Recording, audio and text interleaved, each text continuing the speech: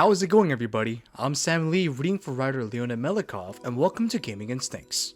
On May 3rd, Blizzard Entertainment announced one of their new Warcraft mobile games titled Warcraft Arclight Rumble. The overall reception to the game was not positive, and reminded me of the same fiasco drama that occurred during the reveal of Diablo Immortal back at BlizzCon 2018. It's understandable why Diablo Immortal originally received such crazy backlash. The core audience did not get what they wanted, which was Diablo 4. Thankfully, at BlizzCon 2019, Diablo 4 was revealed and Diablo Immortal was forgiven, especially now that they announced the PC version alongside the mobile version.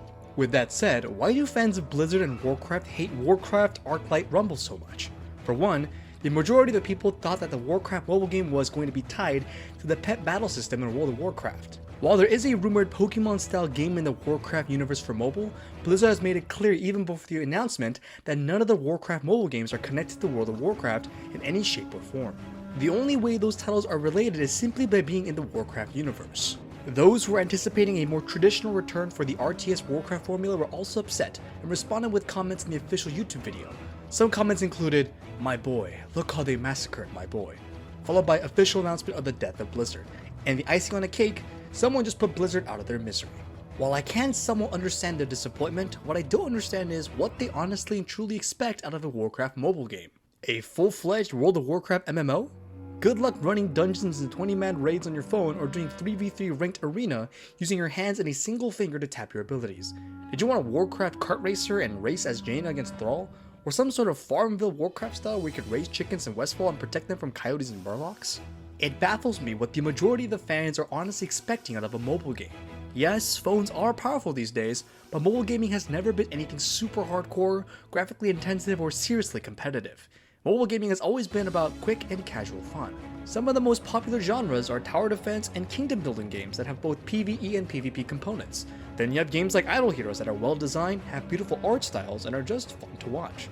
My other favorite claim that people make is that, according to them, Blizzard is purposefully killing the Warcraft IP and destroying PC gaming forever. Hearthstone came out in 2013, received a negative reaction, and is now regarded as one of the best digital trade card games ever made. The World of Warcraft team recently announced the World of Warcraft Dragonflight expansion, and the phenomenal looking Diablo 4 is being worked on. Yes, you guys cracked the code. PC gaming is 100% being annihilated by Blizzard.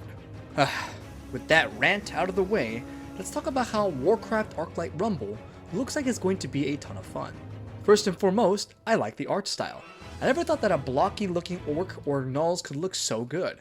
I like the plastic toy aesthetic that Blizzard has gone for. It feels familiar, yet different enough, and you can tell that it's a mobile game just by looking at its art style. It's worth noting that I'm not a big mobile gamer, but I do play some games on occasion if I'm super bored, need to kill time, or on a plane ride.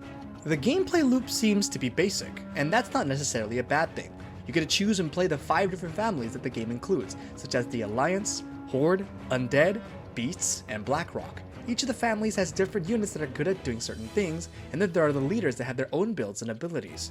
The goal is to kill the enemy boss before they get you or the timer runs out. What I really like about the family mechanic is that there are so many different cultures and creatures in the universe of Warcraft.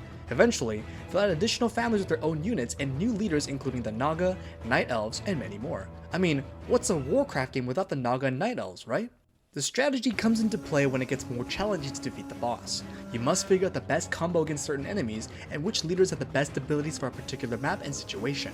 Capturing towers and meeting stones in the game could also add another strategic depth and element because they allow you to deploy your units close to the enemy boss. There are also treasure nodes to plunder across the map, and the more gold you have, the more units you can put down on the map. Players can also customize their leaders' builds as they see fit. Just because a game is simple doesn't mean it's easy to master. As a matter of fact, it's quite the opposite. World of Warcraft, for example, is a simple game on paper. You pick a race and class and use their abilities and talents to conquer dungeons, raids, and enemy players. But to master it, you must truly understand the mechanics of your class and everything else the game throws at you. Blizzard has always been good at taking genres and game ideas that already exist and turning them into perfection. I also think the overall gameplay design idea for Warcraft Arclight Rumble is quite good. It's easy to understand and get a good grasp on it, while hard to master at the same time. The game also looks like it'll be a good time killer as well, whether you're in a bathroom, a waiting room at a clinic, or just getting a ride home from school on a bus.